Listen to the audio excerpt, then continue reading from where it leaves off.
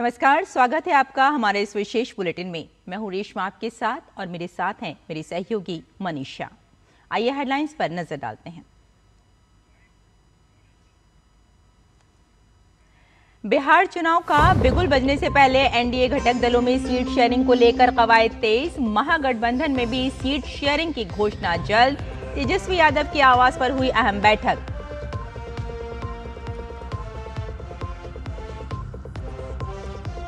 कटक में मूर्ति विसर्जन के दौरान हिंसा के बाद स्थिति नियंत्रण में, 13 इलाकों में लगा कर्फ्यू। इंटरनेट सेवा आज शाम 7 बजे तक बंद। वीएचपी का आज कटक बंद का आह्वान।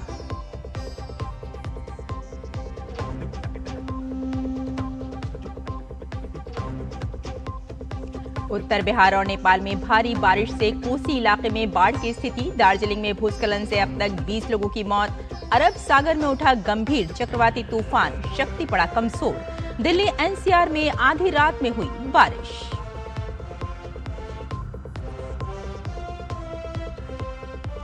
इजरायल और हमास के बीच गाजा संघर्ष विराम पर मिस्र में बातचीत। आज ट्रंप ने वार्ताकारों से वार्ता पर तेजी से आगे बढ़ने का किया आग्रह।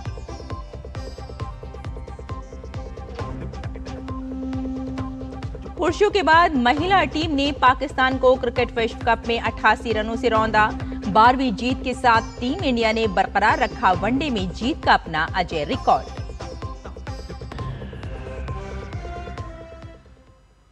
और आइए अब खबरों पर डालते हैं विस्तार से नजर। बिहार में चुनाव का बिगुल बजने से पहले एनडीए में सीट शेयरिंग को लेकर कवायद तेज हो गई है। भारतीय जनता पार्टी अपने सहयोगी दलों के साथ सीटों के बंटवारे को अंतिम रूप देने में जुट गई है। कल बिहार बीजेपी चुनाव प्रभारी धर्मेंद्र प्रधान ने एनडीए के 3 घटक दलों के नेताओं से मुलाकात कर इस पर आम सहमति बनाने का प्रयास किया। बीजेपी प्रभारी धर्मेंद्र प्रधान सबसे पहले जेडीयू के वरिष्ठ नेता और केंद्रीय मंत्री ललन सिंह के घर मुलाकात करने पहुंचे। फिर राजद के घटक दल हम के संस्थापक और केंद्रीय मंत्री जीतन राम मांझी से मिलने उनके आवास पहुंचे। 2 मुलाकातों के बाद तीसरी बैठक रालोमो के राष्ट्रीय अध्यक्ष उपेंद्र कुशवाहा के साथ उनके आवास पर हुई। इस बीजेपी प्रभारी तीनों घटक दलों के साथ बैठक में एनडीए में सीटों की शेयरिंग पर चर्चा हुई। वहीं बिहार के नेता प्रतिपक्ष तेजस्वी यादव के आवास पर महागठबंधन की कल अहम बैठक हुई। बैठक के बाद सीपीआई-एम के विधायक अजय कुमार ने दावा करते हुए कहा कि सब कुछ फाइनल हो गया है। मंगलवार को किसी भी समय प्रेस कॉन्फ्रेंस कर सीटों की घोषणा कर दी जाएगी। वहीं बैठक के बाद विकासशील इंसान पार्टी वीआईपी के राष्ट्रीय अध्यक्ष मुकेश सहनी ने कहा कि सीट बंटवारा पूरा हो गया है और सहनी ने चुनाव के बाद उप मुख्यमंत्री बनने का दावा किया। वहीं बिहार कांग्रेस अध्यक्ष राजेश राम ने बैठक के बाद कहा कि कांग्रेस अपने सहयोगियों के सुझावों पर विचार करेगा और सुनिश्चित करेगा कि सीटों का बंटवारा सुचारू रूप से हो। बिहार के मुख्यमंत्री नीतीश कुमार पटना मेट्रो के पहले चरण का आज उद्घाटन करेंगे। पहले चरण में मेट्रो न्यू आईएसबीटी से भूतनाथ रोड तक चलेगी। इसके अलावा बेली रोड पर भूमिगत सेक्शन के निर्माण का शिलान्यास होगा। ये मेट्रो आधुनिक तकनीक से लैस होगी। इसमें स्वचालित सिग्नलिंग सिस्टम, ऊर्जा कुशल ट्रेनें और यात्री सुविधाओं के लिए आधुनिक स्टेशन शामिल हैं। ओडिशा के कटक में दुर्गा मूर्ति विसर्जन के दौरान 2 गुटों के बीच हुई झड़प के बाद अब स्थिति नियंत्रण में है। हिंसा के बाद पुलिस ने शहर के संवेदनशील इलाकों में फ्लैग मार्च निकाला। शहर के 13 इलाकों में कर्फ्यू लागू है। कटक में आज शाम 7 बजे तक इंटरनेट सेवाएं बंद कर दी गई हैं। इस बीच विश्व हिंदू परिषद ने आज कटक में 12 घंटे के बंद का आह्वान किया है।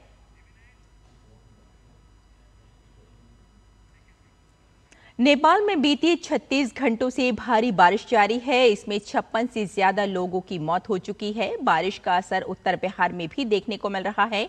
कोसी नदी के इलाके में बाढ़ जैसे हालात हैं। नेपाल में लाल बकैया नदी का बांध टूटने के बाद पानी अब हेरापुर महंगुआ गांव से होते हुए सीमावर्ती गांव में फैलने लगा है। पश्चिम बंगाल के दार्जिलिंग, मिरिक और डुवार्स के बड़े हिस्से में शनिवार देर रात हुई मूसलाधार बारिश ने भारी तबाही मचाई। मिरिक और दार्जिलिंग की पहाड़ियों में भारी भूस्खलन हुआ। इसमें 20 लोगों की मौत की खबर सामने आ रही है और कई लोग इसमें घायल हो गए हैं।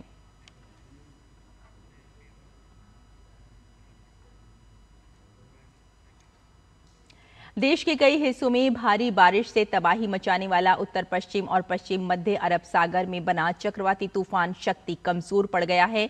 साथ ही ये 15 किलोमीटर प्रति घंटे की रफ्तार से पश्चिम और दक्षिण पश्चिम अरब सागर की ओर मुड़ गया है।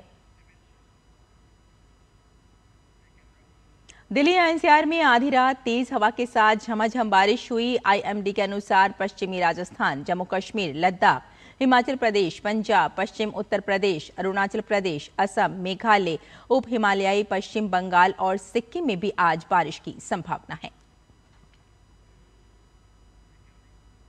इजराइल और हमास के बीच गाजा संघर्ष विराम को लेकर आज मिस्र में बातचीत होगी। बातचीत के बाद हमास के अधिकारी कल मिस्र पहुंच गए हैं। वहीं रणनीतिक मामलों के मंत्री रॉन डर्मर के नेतृत्व में इजराइल का प्रतिनिधित्व मंडल आज मिस्र के शर्म अल शेख शहर पहुंचेगा। दोनों पक्ष गाजा संघर्ष को खत्म करने और बंधकों की रिहाई को लेकर बातचीत करेंगे। और आईसीसी महिला क्रिकेट वर्ल्ड कप 2025 में भारत ने अपने चिर प्रतिद्वंदी पाकिस्तान को 88 रन से हरा दिया है। कोलंबो के आर प्रेमदासा स्टेडियम में हुए इस मुकाबले में भारत ने 88 रनों से शानदार जीत हासिल की। टॉस हारकर पहले बैटिंग करते हुए भारतीय टीम ने 50 ओवर्स में 247 रन बनाए और पाकिस्तान को जीत के लिए 248 रनों का टारगेट दिया। रनों का पीछा करने उतरी पाकिस्तान की पूरी टीम 43 ओवरों में 159 रनों पर सिमट गई। तो हमारे इस विशेष बुलेटिन में फिलहाल इतना ही। मुझे और मेरी सहयोगी मनीषा को यहीं अनुमति दें। नमस्कार।